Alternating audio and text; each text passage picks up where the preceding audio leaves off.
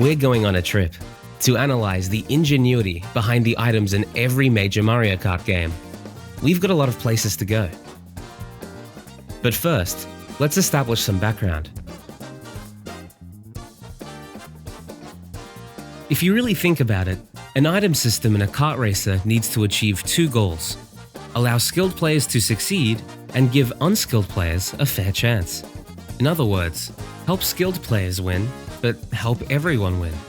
Be unfair, but don't be unfair. Do you see the problem here? These goals completely contradict each other. As a result, the way these two elements are balanced is crucial to the quality of an item system. And while many other kart racers have attempted to implement an item system that achieves this balance, few can compare to the execution of the Mario Kart series.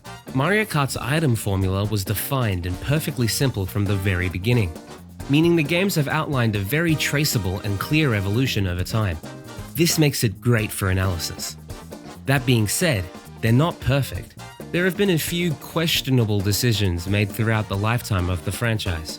We're going to go through Mario Kart's major installments chronologically to see how the design of the item system has evolved across centuries. We've got a lot of ground to cover, so without further ado, let's get right into it. Woohoo!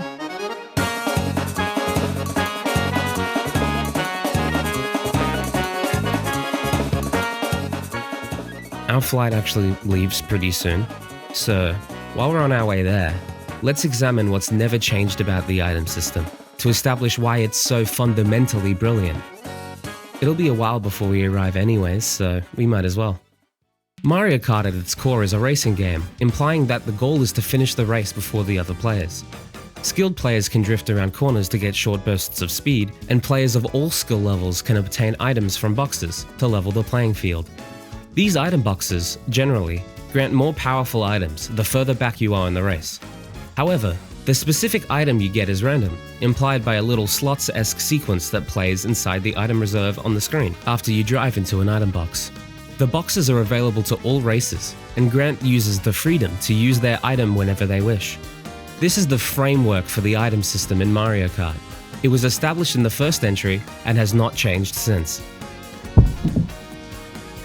This is our stop. So what's so brilliant about this framework?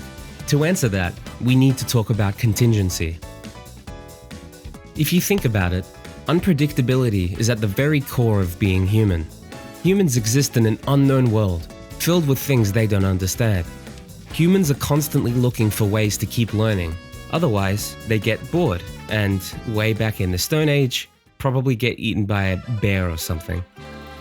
Human intelligence necessitated boredom so that they would be intrinsically motivated to approach the unknown and find ways to get what they want out of it. Humans, as a species, are improvisational and engaged by unpredictability. This is important to remember in game design, because this unpredictability is what makes games compelling. If your game lacks this, it's less of a game and more of an exercise. We will call this unpredictability contingency. Thomas Malaby, an anthropologist, a guy who studies humans, introduced the concept of contingency in his paper Beyond Play, A New Approach to Games. He was in the middle of arguing against the traditional view of games as a set of rules, popularized by a paper written by Johann Huizinga. He was proposing that games are better characterized as driven by this contingency instead of driven by rules. With this, he proposed 4 categories of contingency. For the purposes of our analysis though, we only need to talk about the first 3. These categories are as follows. First is stochastic contingency. It's the kind of unpredictability you would usually think of when you imagine randomly determined things in games. A dice roll and the weather outside are pretty good examples.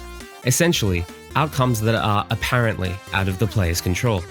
Social contingency is the unpredictability in how other players will behave. This is the primary form of contingency present in rock, paper, scissors, for example. Performative contingency comes from the chance of successful execution. It's the uncertainty that a player will successfully perform something. Essentially, anything you'd blame or praise yourself for. So in summary, stochastic contingency is the unpredictability of random chance. Social contingency is the unpredictability of player behavior, and performative contingency is the unpredictability of successful execution. In game design, you want to leverage all these types of contingency as best you can. For example, you can't rely purely on stochastic contingency, otherwise your game may begin to feel cheap or like it plays itself. The Mario Kart item system's brilliance comes from its strong use of all of these contingency types. Let's go through them. Stochastic contingency is present in the item spin or slots machine mechanic, where the item granted by the item box to the user is decided by random chance.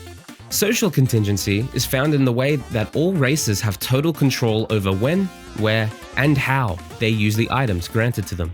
And lastly, performative contingency comes from whether the players will successfully use their items effectively for things like shortcuts, attacking, defending, boosting, etc. This is why this framework is so solid. It makes strong use of many different types of contingency at a fundamental level. Whoa!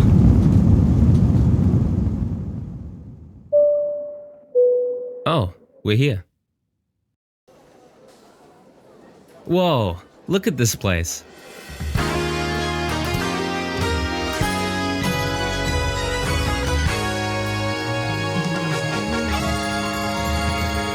We don't have much time though. Our connecting flight leaves pretty soon. I promise we'll be back. It's important to note that humans don't love being completely immersed in the unknown.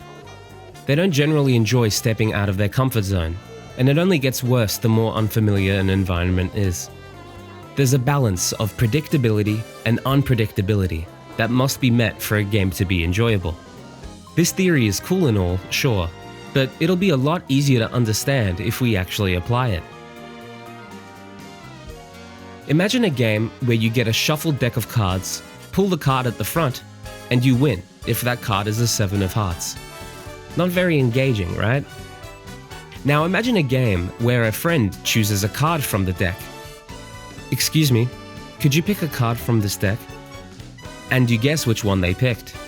Still kind of bland, but far more engaging, right? King of Clubs. I knew it. That's the power of social contingency. Now imagine you both draw 3 cards at random, and the winner is whoever can multiply the numbers together and announce the result faster. 2, 4, 8, 8. 64. Good game, man.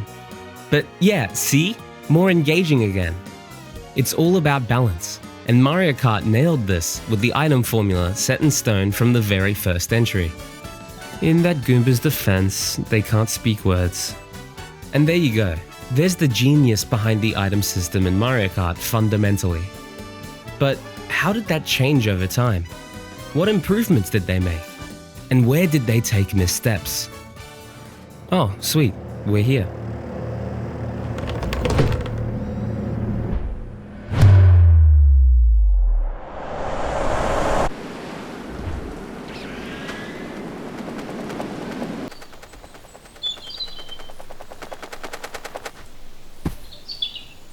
The first game in the series, Super Mario Kart, allows you to store one item at a time, and all items are used as soon as you press the item. These mechanics will change over time, and we'll discuss the impact when we get to them. Oh, sweet, a mushroom. This is a good place to start. This item is simple. On use, the player gets a short speed boost. It's a nice pick-me-up provided the player is skillful enough to handle the extra speed. Great risk, great reward, great game design. What's even cooler about the mushroom is how it ignores terrain type. Going off-road will normally decrease a player's top speed substantially, but mushrooms are not affected by off-roading, encouraging the player to take off-road shortcuts with a higher risk of getting stuck off-road and a higher reward of cutting a significant portion of the track out. Even greater risk, even greater reward, even greater game design. Mushrooms are fundamental to Mario Kart, and it's clear why. Their core identity is directly tied to the track design. They create depth just from the way the tracks themselves are structured. Let's move on to another iconic Mario Kart item, green shells. You fire them, and they travel forward at a constant speed and ricochet off walls, like a puck in air hockey. Hit an opponent, they do a little hurt animation and lose speed. We call this hurt animation spinning out. If the shell hits an item, both it and the shell get destroyed. If it hits the wall too much, it shatters. What's great about the green shell in Super Mario Kart is the shells will often be bouncing all over the place. And if you do a poor job judging the way the shell will ricochet, you could easily end up hitting yourself with your own shell. Risk, reward, you get the idea. Red shells are a nice powered up version of the green shell that home in on the racer directly in front of the user. They go a long way to bunch up the racers and give struggling players a more powerful item to catch up. Banana peels are simple, in that they leave a basic obstacle that anyone, including the item user, can run over and spin out. There is a risk-reward to it, but they will become a lot more interesting in future titles. The feather gives the user a big jump, allowing them to turn walls into shortcuts and jump over tricky obstacles. More risk and reward, which is what we like to see.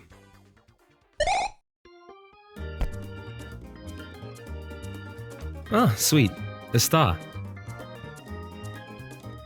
I always wondered what was in here.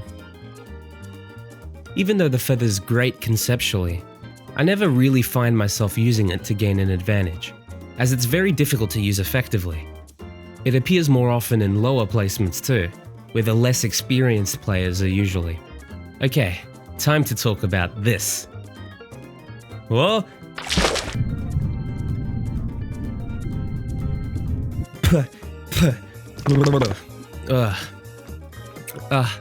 For a short time, the user of a star is faster, doesn't slow down off-road, and destroys everything in their path. A great power item for struggling players to catch up. Even then, there's still skill in when the player uses it. It's extremely rare, so it's used most effectively when there are many items or other racers shortly ahead. But if the player is too far behind, can take an off-road shortcut, or is about to hit another item box, they may be better off using it then instead. There's a lot of strategy in such a simple seeming item. The lightning bolt strikes every racer in front of the user with lightning. This shock makes the racers smaller and slower and removes their item. They stay small for a while, getting longer the further ahead the racer is. Essentially, it bunches everyone up. A terrific solution to racers getting boring when the players are too spread. This is another role of the item system. Prevent the racers from getting too far apart. The boo turns the user invisible and invulnerable for a while, and steals an item from whichever racer has the most powerful item. If no one has an item, it gives the user a mushroom. Overall, this item is fine, but it's especially great in battle mode, a deathmatch mode where taking hits removes one of a player's 3 lives. Being invisible makes it so your opponents can't see you coming, and gives you an item to stealthily attack them with. The developers thought it was best in battle mode too, because it doesn't appear in the main Grand Prix mode. And that's everything major in Super Mario Kart. Of course, I didn't cover everything, but we'll be here forever if I do. Each one of these games could take hours if we don't keep moving. Let's go to our next stop.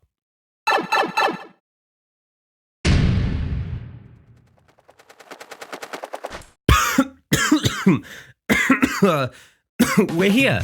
Princess Peach's castle is meant to be around here somewhere, so I guess let's just follow the track.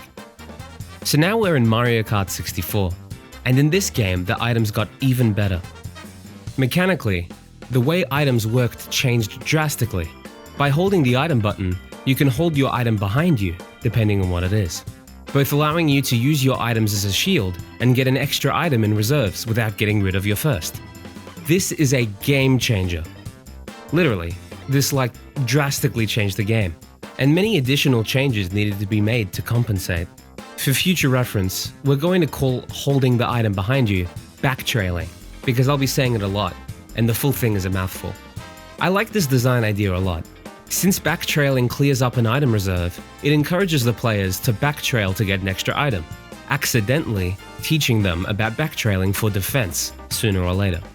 For the items, let's start with the elephant in the room, one of the most notorious items in Mario Kart. I'm, of course, talking about the spiny shell, or as it's better known, the blue shell. While all placements are worth fighting for in Mario Kart, nothing quite compares to the importance of first place. Ultimately, everyone is aiming for first, and the other placements just happen as a consequence. For this, the blue shell throws not just a spanner, but a whole gosh darn power drill into the dynamics of Mario Kart. Spiny shells barrel directly to the racer in first place, and violently collide with them, launching them tumbling into the air. It's the rarest item in the game. Beyond that, it behaves like every other shell. It moves on the ground and breaks if it hits a wall. It will not break when hitting any player though, only if it hits the player in first place.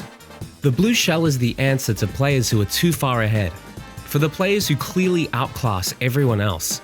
The blue shell also gives first place much more to worry about than just whatever the player in second has, which is generally not a very strong item anyways.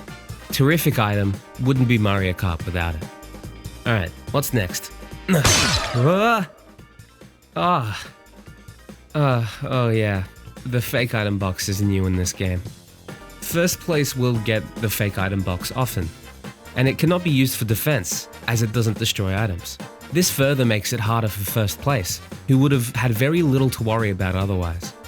64 introduced triple red and green shells as well, further beefing up the roster with slightly more useful variants of the already great shell items, and creating even more chaos on the racetrack. They circle around the player too, giving them protection from all angles. This gives the user the option of offense if they're willing to risk it.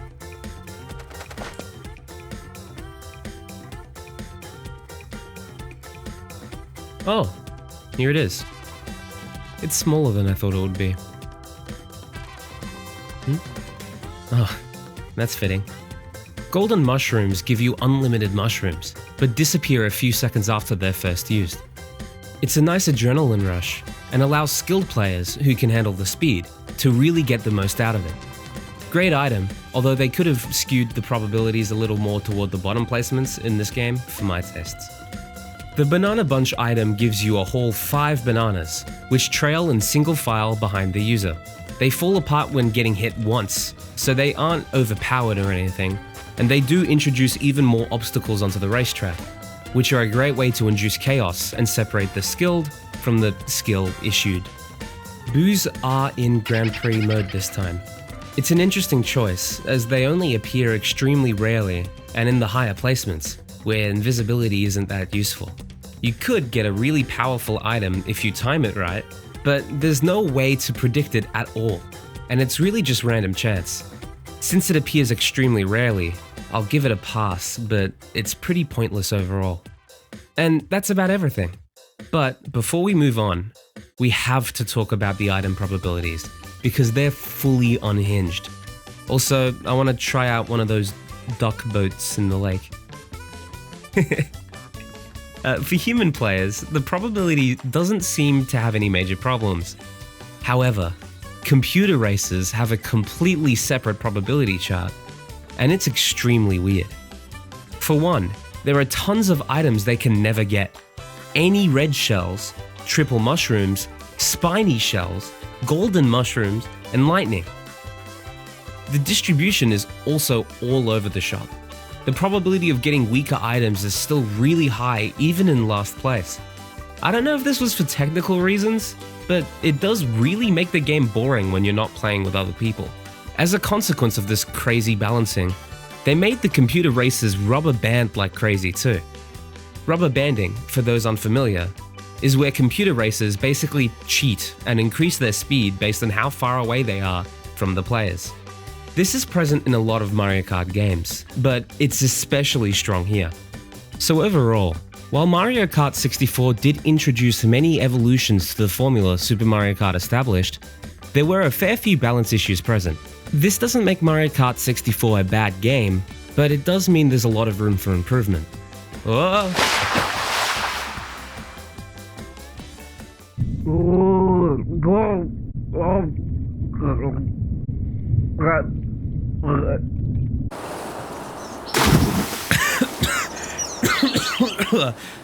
Why is transportation here so violent?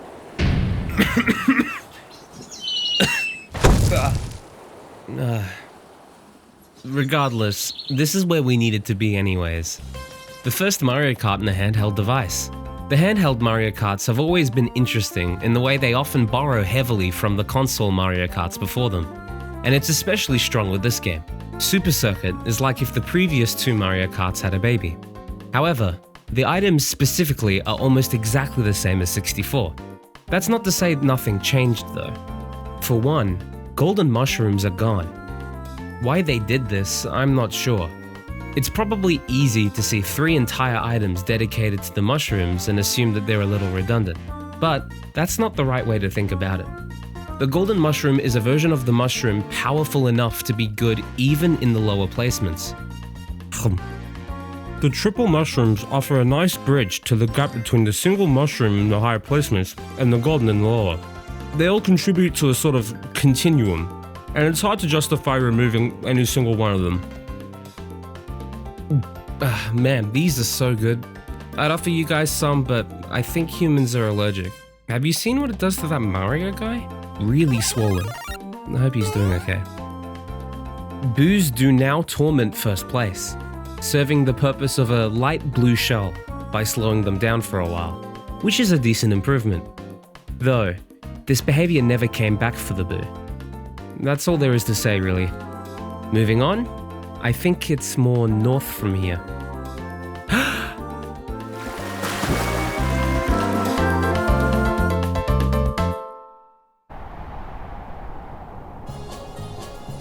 Mario Kart Double Dash is a bit of a black sheep in the mainline Mario Kart games. On one hand, it did push the envelope and introduce some interesting ideas. On the other hand, we've taken a lot of steps backwards that have made the game more difficult for newcomers. I'm beginning to think I should have packed a beanie or something.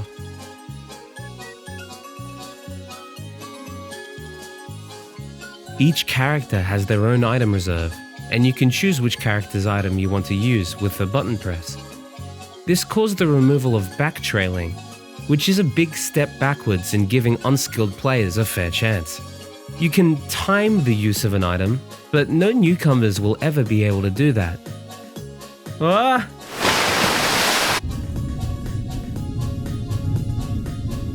Hold on.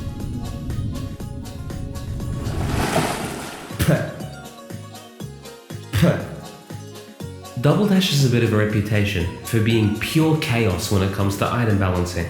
There are character-specific items that you can get, a lot of which are quite powerful. Unfortunately, they've also made some previous items character-specific, such as golden mushrooms and the triple item variants. We have to keep moving, so I'm only going to cover the new additions that will become important later. Also, it is freezing. I can't believe they have a race here. The banana bunch is actually gone in this game, with the giant banana taking its place. This big man will split into 3 smaller men when hit, serving as a light variation on the banana bunch from 64. The chain chomp is a behemoth of an item. Exclusive to some of the lighter characters, it barrels through the course at high speeds, mowing over everything in its path, and bringing the user along for the ride. Pure chaos, and very similar to an item we'll talk about soon. The Bob-omb has also been introduced here, an item that, when thrown, will explode after impact or some time. Just another attack item that introduces some nice variety. It is difficult to use effectively though.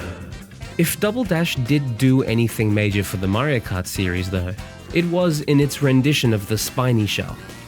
The shell, now with wings, will now fly through the course directly to the driver in first place, and violently slam into them with a large blue explosion.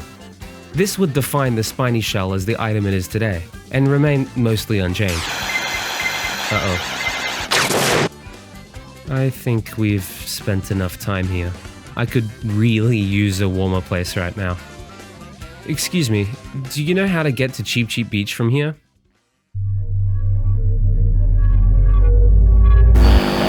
We interrupt this program to bring you breaking news. Oh my lord, this video is old, I need to get it out. Why do these things always take so long? We ran out of budget to make the rest of this video, so I'm in the void now. It's not so bad, it's clean. and well lit. That's kind of it for now. So, if you want to see the rest of the games, subscribing would help. And even a thumbs up, even, maybe? Even a share, perchance? Count your days, Thundercloud from Mario Kart Wii. You got off easy this time, but I've got some words for you. Where do I get food?